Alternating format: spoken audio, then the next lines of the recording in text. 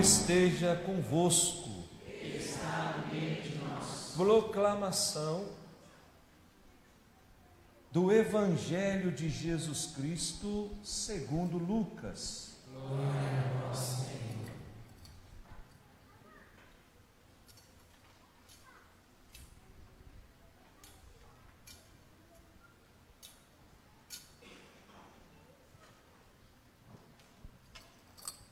Naquele tempo, os chefes zombavam de Jesus, dizendo: a outros ele salvou, salve-se a si mesmo, se de fato é o Cristo de Deus, o escolhido. Os soldados também caçoavam dele, aproximavam-se, ofereciam-lhe vinagre e diziam: se és o rei dos judeus, salva-te a ti mesmo. Acima dele havia um letreiro: este é o rei dos judeus. Um dos malfeitores crucificados o insultava, dizendo: tu não és o Cristo, salva-te a ti mesmo e a nós. Mas o outro o repreendeu, dizendo: nem sequer temes a Deus, tu que sofres a mesma condenação? Para nós é justo, pois estamos recebendo o que merecemos. Mas ele não fez nada de mal. E acrescentou: Jesus, lembra-te de mim quando entrares no teu reinado. Jesus lhe respondeu: em verdade eu te digo, ainda hoje estarás comigo no paraíso. Palavra da salvação. Glória a vós, Senhor.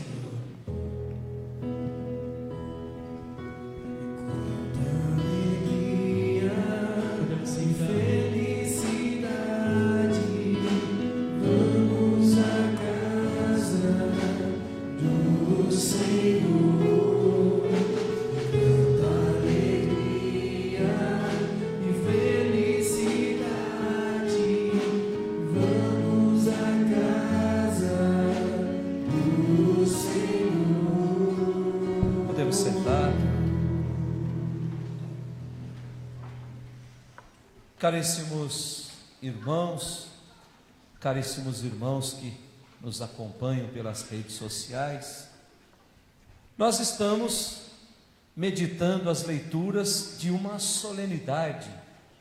O título do nosso jornalzinho diz que hoje é a solenidade de Jesus Cristo, Rei do Universo. Portanto, é o coroamento de um ano todo meditando a palavra de Deus e nos deixando transformar pela palavra. Aquele tempo que encerrávamos domingo passado, o tempo comum, tinha essa dinâmica. A palavra de Deus precisa mudar o meu coração. A palavra de Deus precisa dar um novo rumo para a minha vida. E assim eu vou poder dizer para o mundo inteiro que Cristo é Rei. E assim a minha vida vai poder testemunhar lá no meu ambiente de trabalho, lá dentro da minha casa, a realeza de Jesus. Portanto, nesse final de semana, nós somos convidados a tomar consciência dessa realeza. Mas é uma realeza diferente da realeza dos moldes desse mundo. É uma realeza que não tem trono. É uma realeza que não tem súditos. É uma realeza que não tem coroa, mas é uma realeza que se dá a partir da vivência do amor. Portanto, é o rei que exerce a sua realeza pelo amor e pela misericórdia. A primeira leitura que nós ouvimos, tirada do livro de Samuel, capítulo 5, versículos de 1 a 3, 3 versículos, que se nós pegarmos e lermos esses 3 versículos, nós vamos ficar meio perdidos, porque são 3 versículos que parece que nos levam a lugar nenhum. Então nós precisamos entender o contexto histórico em que foi escrito o livro de Samuel. E aí a gente faz um passeio na história. 1000 anos antes de Cristo, Saul, que governava o reino do norte, ele sofre um golpe muito grande, porque os filisteus matam o seu filho Jonatã, que seria o seu sucessor. Portanto, lembrando só que naquele tempo o povo de Deus era distribuído em 2 reinos, o reino do norte e o reino do sul. Reino do norte quem governava era Saul, reino do sul quem governava era Davi. E depois o sucessor de Saul, que ninguém sabe o nome porque não aparece na Sagrada Escritura, era para ser o Jonatã, mas ele é morto. O sucessor de Saul, ele começa a ter uma pequena desavença com o chefe do exército do reino do norte. Portanto, começa ali uma pequena disputa, e esse chefe se chamava Abner. E de repente, esse Abner, ele vai na calada da noite até o reino do sul e oferece a Davi todo o reinado, dizendo assim: você não quer exercer a sua influência também aqui no norte? E aí acontece algo estranho, que ainda não se achou uma resposta dentro da Sagrada Escritura. Abner é assassinado misteriosamente, e depois se descobre que quem matou Abner foi Joabe, que era um chefe general de Davi. Se nós analisarmos aos moldes desse mundo, nós logo vamos perceber que foi Davi que mandou matar, para ele poder tomar conta de tudo. Mas não se tem nada que remeta a Davi.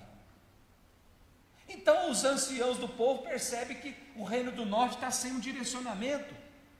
E aí eles vão até Davi e pedem que Davi aceite dirigir todas as tribos, as dele, a do sul e as tribos do norte.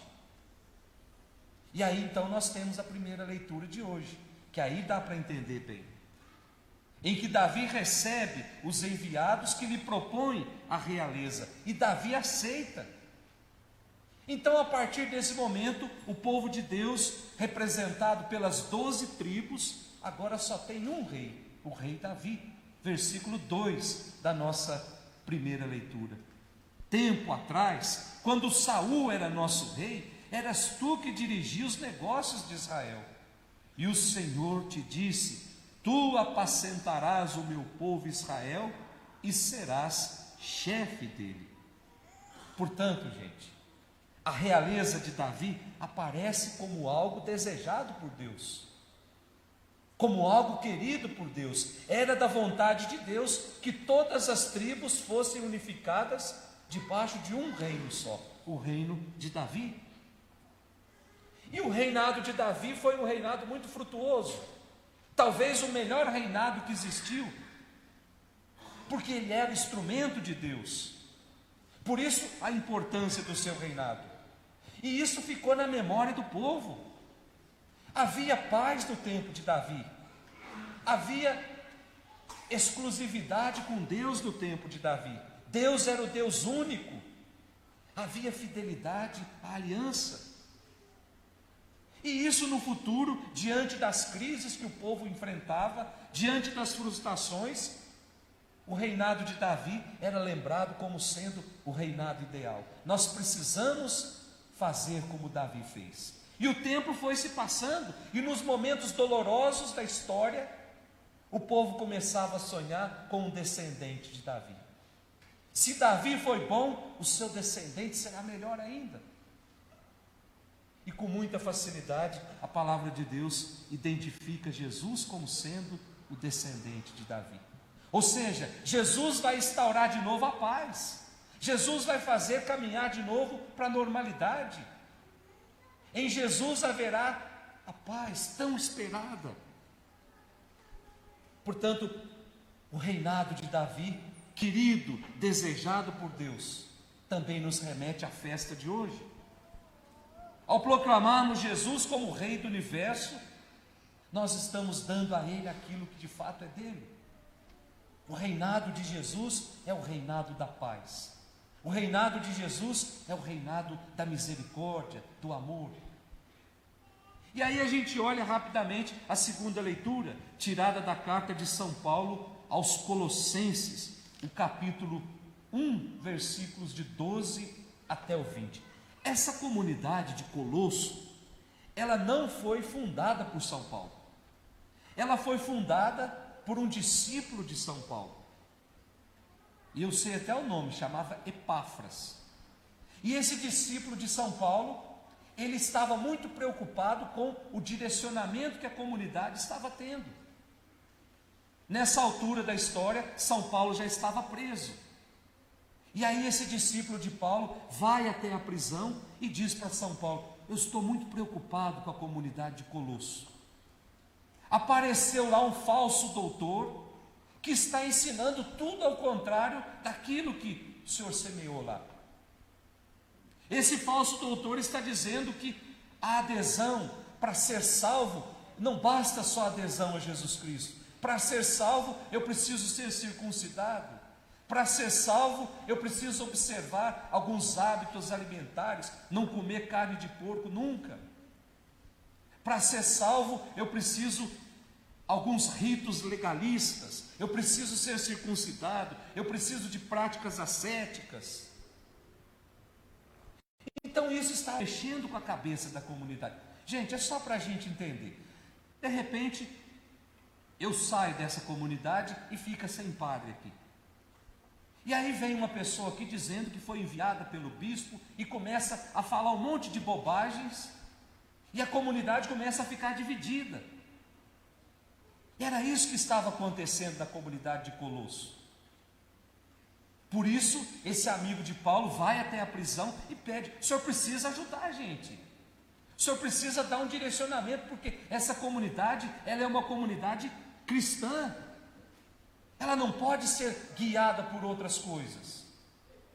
E aí São Paulo percebe que as exigências desses falsos doutores estavam andando junto com aquele movimento chamado movimento gnóstico. O gnosticismo estava entrando dentro da comunidade. Vocês sabem o que foi o movimento gnóstico, gente? O movimento gnóstico causou uma confusão muito grande. O movimento gnóstico afirmava que existia dois deuses: o Deus da Sagrada Escritura e um Deus de uma qualidade menor, que eles chamavam de demiurgo. E eles diziam assim: as nossas almas estavam lá no universo de luz, estavam todas felizes, havia harmonia. Só que essas almas se rebelaram e foram castigadas.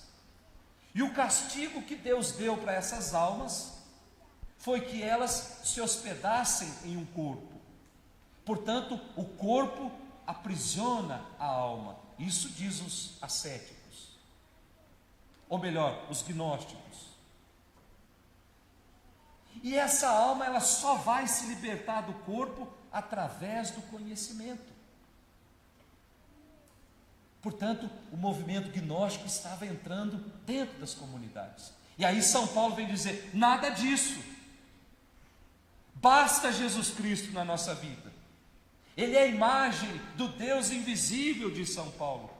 Dizer que Jesus é a imagem do Deus invisível é dizer que Jesus é igual em tudo a Deus, no ser e no agir.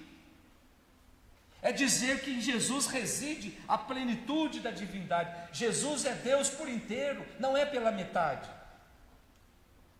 É dizer que Jesus se mostra aos homens, que Deus se mostra aos homens através de um Jesus que é de carne e osso, de um Jesus humano. E aí São Paulo continua dizendo que Ele é o primogênito de toda a criatura. Vocês sabem que na cultura judaica o primogênito é aquele herdeiro principal. São Paulo está dizendo, Jesus é o primogênito de toda criatura, ou seja, Ele tem autoridade sobre toda a criação. Portanto, celebrar a festa de Cristo Rei é celebrar a soberania de Cristo sobre todas as comunidades cristãs. Se eu não tiver isso bem claro na minha vida, com muita facilidade eu permito que outras coisas entrem nas comunidades. E aí, domingo eu vou à missa, aí na segunda eu vou lá no terreiro, na terça eu vou lá na cartomante, e assim eu vou passando a minha vida. Ou eu assumo o meu relacionamento com Jesus, ou então eu vou passar a vida inteira dividindo Jesus no meio, achando que Ele está em tudo quanto é lugar. Jesus está na igreja que é dele. Foi Ele que fundou a nossa igreja. Portanto, Ele está conosco. E não existe momento mais bonito de encontrar com Jesus do que na Eucaristia. Quando nós podemos ver com os nossos olhos. Quando nós podemos contemplar um pequeno pedaço de pão que aos olhos do mundo não serve para absolutamente nada. Mas com os olhos da fé eu enxergo ali corpo, sangue, alma e divindade. Depois a gente olha o Evangelho de hoje. O Evangelho de São Lucas, o capítulo 23, nos mostra uma cena muito triste. Talvez uma das cenas mais tristes da Sagrada Escritura. É o final da caminhada terrena de Jesus. Portanto, é o último quadro de uma vida consumida no serviço pelo reino de Deus. O Evangelho diz que no alto da cruz existia um letreiro dizendo que Jesus era rei, mas escrito de forma irônica. Como é que um rei vai governar pregado numa cruz? Como é que um rei vai governar se não tem o seu trono? Jesus não está rodeado de súditos, Jesus está rodeado de pessoas que o insultam. Lembra-te de nós, se és o rei, desce daí dessa cruz. Portanto, Jesus não é rei aos moldes do mundo, porque não tem trono, porque não tem coroa, porque não tem súditos que o servem. Portanto, na cruz nós não encontramos nenhum sinal que identifica Jesus como rei. Mas na perspectiva de Deus, Ele é rei sim. Ele é rei que preside um reinado de amor. Ele é rei que preside um reinado de entrega. Olhar para o crucificado com os olhos do mundo, embriagado pelas coisas do mundo, nós não vamos encontrar nenhuma proposta. Olhar para o crucificado com os olhos da fé, nós vamos encontrar ali um rei que ama, um rei que governa pelo amor, um rei que governa pela misericórdia.